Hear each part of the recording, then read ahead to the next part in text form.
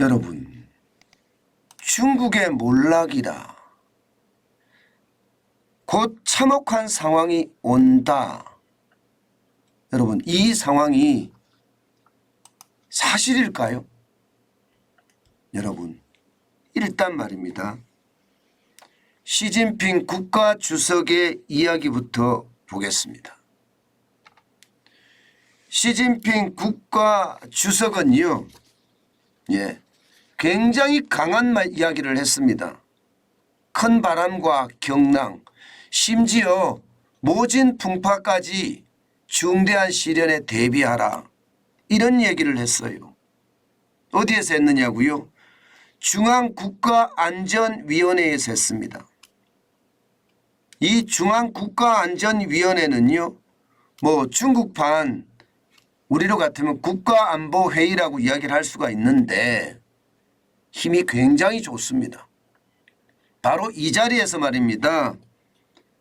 시진핑 국가주석이 아주 강하게 이야기한 거예요. 이것을 보면 말입니다. 얼마나 지금 중국 경제가 심각한지를 그대로 보여주는 지표가 이야기가 아닌가 싶습니다. 심지어 어떤 이야기를 앞서서 했느냐. 마지노선 사유예요. 극한 사유를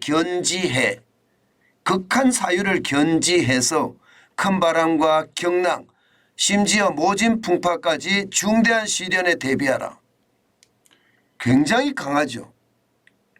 극단적인 표현도 저는 이 표현이 진짜 극단적인 표현이라고 생각합니다.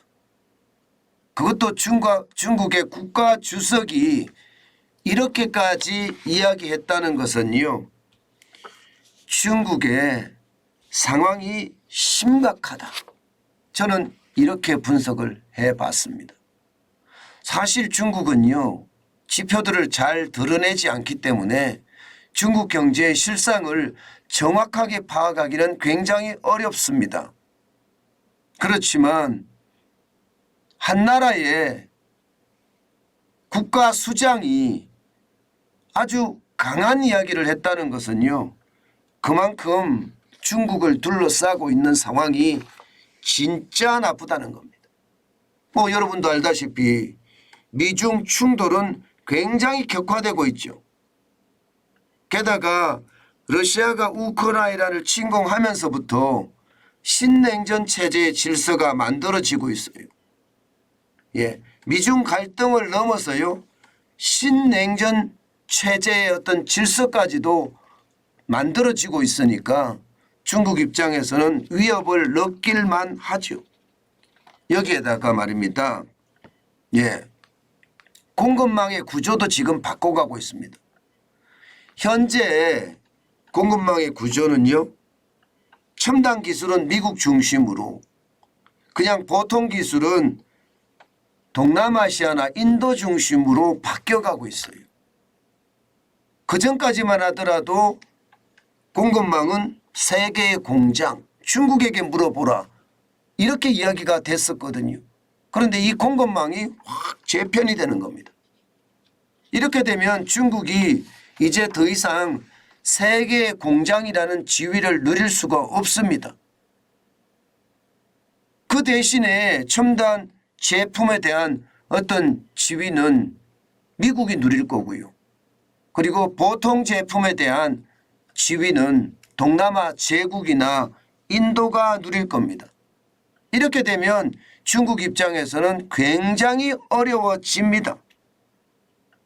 이것은 어떻게 생각하면 시장에 굉장한 충격을 줄 수 있다고 생각을 합니다. 여기에다 말입니다. 위드 코로나를 단행을 했습니다. 그런데도 불구하고 경제가 살아나지 않습니다. 다시 말해서 대외 상황도 굉장히 악재가 많은데 지금 대내 상황은 더 나쁘다, 이렇게 얘기하고 있는 겁니다. 때문에 그 어느 때보다 심각한, 좀 더 강하게 이야기하면 참혹한 상황이 올 수도 있다, 이렇게 이야기할 수 있습니다. 중국도 마찬가지로 경제 주체들의 부채가 굉장히 많거든요. 예, 가게도 그렇고요. 기업도 그렇고요. 국가도 그렇고요. 그중에 가장 심각한 게 국가예요. 돈 풀어서 가게도 먹여 살리고 기업도 먹여 살리고 이렇게 현금 살포를 해왔기 때문입니다. 문제는 그렇게 살포를 했는데도 시장은요 그렇게 크게 변화가 일어나지 않고 있다는 겁니다. 그게 어떻게 생각하면 지금 중국 경제를 짓누르는 최고의 아킬레스건이 아닐까 이렇게 생각을 합니다. 실제 말입니다. 지표에서도요 지금 심각한 상황이 사실 어느 정도까지는 드러납니다. 어느 정도까지는. 무슨 얘기냐 여러분 이 지표 한번 보세요. 중국 청년 실업률 역대 최고입니다. 4월이 20.4%예요. 그러면 기본적으로 5명 중에 1명은 중국은 청년이 실업자라는 이야기잖아요. 어떻게 생각하면 2022년 12월까지만 하더라도 16.7%였어요. 그런데 2022년 12월입니다. 올 들어서 올라가기 시작합니다. 1월에 17.3%, 2월에 18.1%, 3월에 19.6%예요. 4월에 20.4%. 난리도 아니죠. 진짜 난리도 아닙니다. 아니 경제가 좋다는데 올 1분기에 4.5% 성장을 했다고 난리를 쳤는데 왜 실상을 들여다보니까 최악으로 가고 있는 거죠. 그러니까 발표하는 지표하고 달리 실물 경제에서는요 지금 최악의 모습을 보이고 있다는 이야기입니다. 오죽했으면 시진핑 국가 주석이 아주 강한 얘기를 내뱉었을까요? 이게 뭐 마지노선 사유와 극한 사유라는 표현까지도 썼고요. 여기에서도 큰 바람과 경랑, 큰 바람뿐만 아니잖아요. 지금 말한 게 보면 큰 바람과 경랑, 모진 풍파까지 있습니다. 온갖 시련이 다 온다는 얘기. 온갖 시련이 다 와서 중국에 중대 시련을 맞을 수 있다. 이 말이 결국은 참혹한 상황이 온다. 이런 얘기를 할 정도니까요. 진짜 심각하죠. 지금 밝힌 성장률하고는 굉장히 다른 완전히 다른 이야기를 지금 하고 있는 겁니다. 그만큼 말입니다. 중국 경제는 실제 하나의 단서로 봤을 때 실업률로 봤을 때도 나쁩니다. 게다가 말입니다. 이거 한번 보세요. 제조업 구매관리자 지수입니다. 제조업 구매관리자 지수라는 것은 제조업의 구매관리자들이 경제를 어떻게 생각하느냐 이것을 나타낸 지표라고 생각하시면 됩니다. 제조업의 구매관리자는 어떻게 하든 말입니다. 원가를 싸게 살려고 하잖아요. 그죠? 어떻게 하든. 그리고 양도 판매가 어떻게 될 것인지 감안해서 사야 됩니다. 재고가 쌓이면 안 되니까. 그렇기 때문에 구매관리자들은요. 경제에 대해서 굉장히 민감합니다. 굉장히 민감합니다. 그런 사람들의 어떤 생각을 모아서 지수화했다는 것은요. 경제가 얼마나 나빠지는지 그것을 이야기할 수 있는 지표라고 이야기할 수 있습니다. 자, 제조업 구매관리자 지수를 보면 물론 2020년 2월에 35.7까지 떨어진 적도 있습니다. 이때가 최악이었죠. 그리고 2022년 4월에 보면 47.4까지도 떨어진 적이 있습니다. 그런데 50이 기본이라고 가정을 했을 때 올 2월까지는 53.6이었거든요. 잘 나간다 잘 나간다. 와우 중국이 진짜 잘 나간다. 그렇게 이야기했지만 당장 4월에는 49.2까지 떨어지고요. 5월에는 48.8까지 떨어집니다. 이것을 어째 보면 말입니다. 경기가 꼬꾸라진다는 거예요. 꼬꾸라진다. 2월에 53.6에서 4월에 49.1, 50 미칩니다. 이미 경기가 꼬꾸라지는 거예요.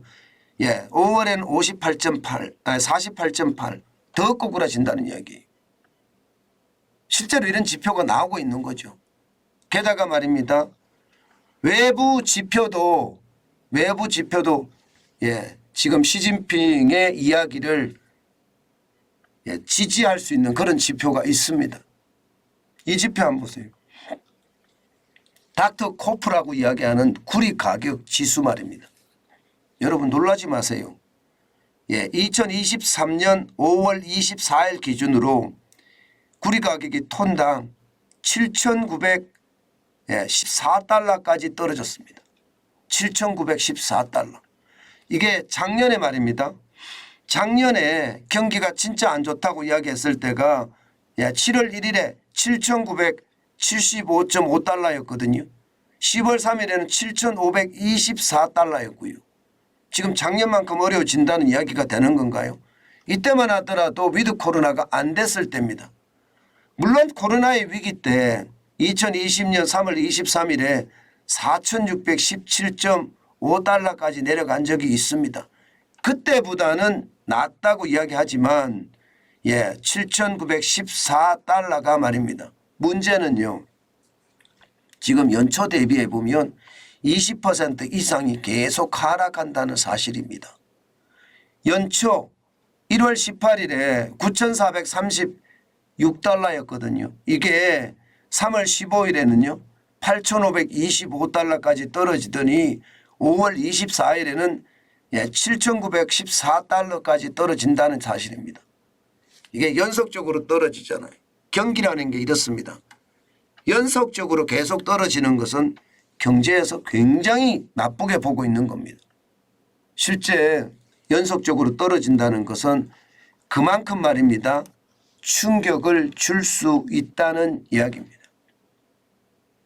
저는 이것을 보면서 시진핑 국가주석의 이야기와 국내 지표인 청년 실업률이나 그리고 제조 구매 관리자 지수나 그리고 외부 지표인 구리 가격의 지표 이것을 보면요. 중국이 분명히 예전만 못하고요.